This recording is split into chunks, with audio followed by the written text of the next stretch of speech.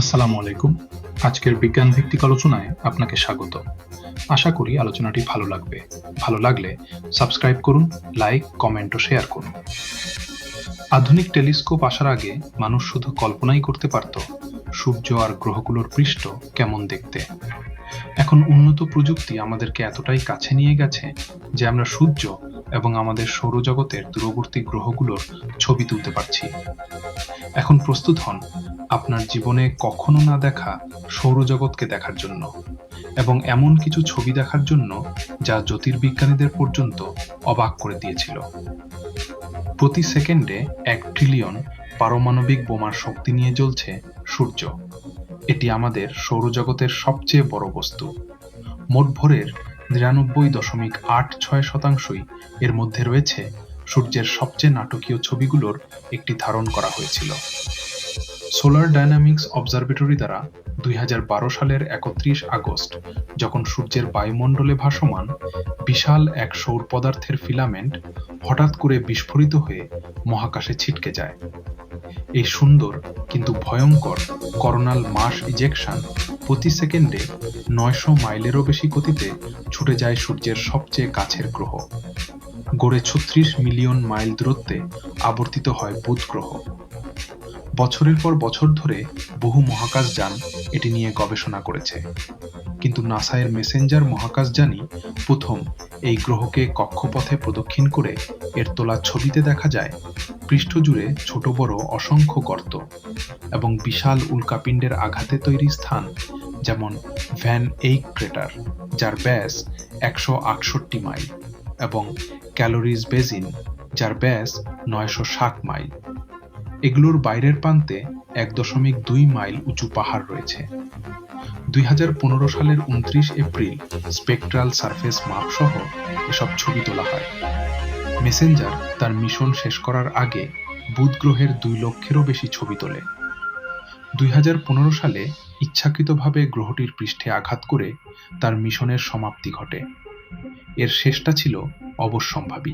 কারণ ২০১১ সালের মার্চ থেকে এটি বুধকে প্রদক্ষিণ করছিল এবং এর জ্বালানি শেষ হয়ে গিয়েছিল সংঘর্ষের ঠিক আগে। এটি তার শেষ ছবি পাঠায়, যা বুধের সর্বোচ্চ রেজলিউশনের ছবি। আপনি ভাবতে পারেন বুধই সবচেয়ে গরম গ্রহ, কারণ এটি সূর্যের সবচেয়ে কাছাকাছি। কিন্তু আসলে আমাদের পরের গ্রহটিই সবচেয়ে গরম।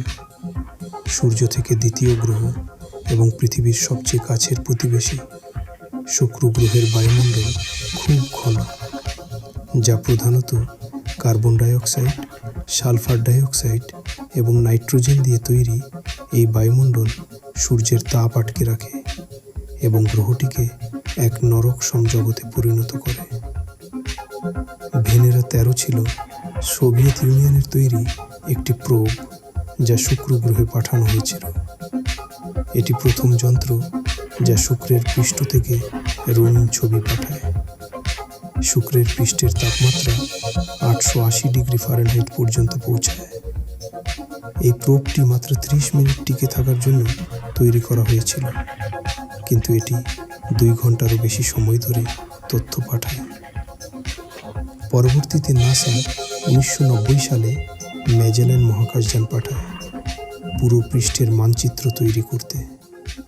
এতে আগ্নেয়গিরি, টেকটনিক গতিবিধি, তীব্র বাতাস এবং হাজার হাজার মাইল দীর্ঘ লাভা চ্যানেল দেখা যায়। সূর্য থেকে তৃতীয় গ্রহ পৃথিবী একেবারেই অনন্য এবং এখানেই আমরা জীবনের অস্তিত্ব জানি।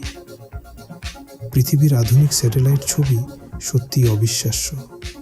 এই ছবিতে মহাকাশ থেকে উত্তর ও দক্ষিণ আমেরিকা দেখা যায়, পেছনে চাঁদও দৃশ্যমান।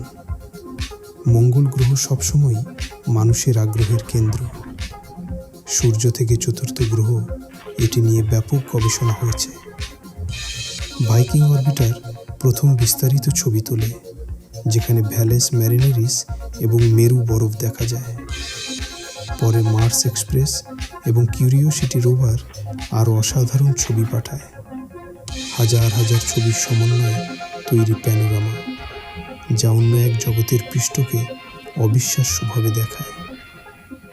বৃহস্পতি আমাদের সৌরজগতের সবচেয়ে বড় গ্রহ, তার গ্রেট রেড স্পটের জন্য বিখ্যাত। এটি একটি বিশাল ঝড় যা 350 বছরেরও বেশি সময় ধরে চলছে। এত বড় যে এটি পুরো পৃথিবীকে গ্রাস করতে পারে। জুনো মহাকাশযান এই ঝড়ের সবচেয়ে কাছের ছবি তোলে এবং মেরু অঞ্চলের ছবিও ধারণ করে, যেখানে জ্যামিতিক আকারে সাজানো বিশাল ঝড় দেখা যায়। শনি গ্রহ, সবচেয়ে সুন্দর গ্রহগুলোর একটি, তার বিখ্যাত বলয়ের জন্য কাসিনি মহাকাশযান অসাধারণ ছবি তোলে, যেখানে সূর্যের আলোয় আলোকিত বলয় দেখা যায়। এছাড়াও উত্তর মেরুতে একটি রহস্যময় ষড়ভুজাকার ঝড় আবিষ্কৃত হয়। ইউরেনাস, পাশ ফিরে ঘূর্ণায়মান গ্রহ, তার অদ্ভুত ঘূর্ণনের জন্য পরিচিত। ভয়েজার 2 এবং হাবল টেলিস্কোপের ছবিতে এর নীল রং এবং ক্ষীণ বলয় দেখা যায়। নেপচুন, সূর্য থেকে সবচেয়ে দূরের গ্রহ। ভয়েজার 2 একবার এটি পরিদর্শন করেছিল। এটি গ্রেট ডার্ক স্পট নামের একটি বিশাল ঝড়ের ছবি তোলে।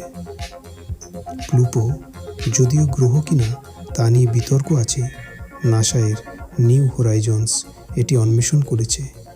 এটি বরফে ঢাকা পাহাড় ও সমভূমির চমৎকার ছবি পাঠায়।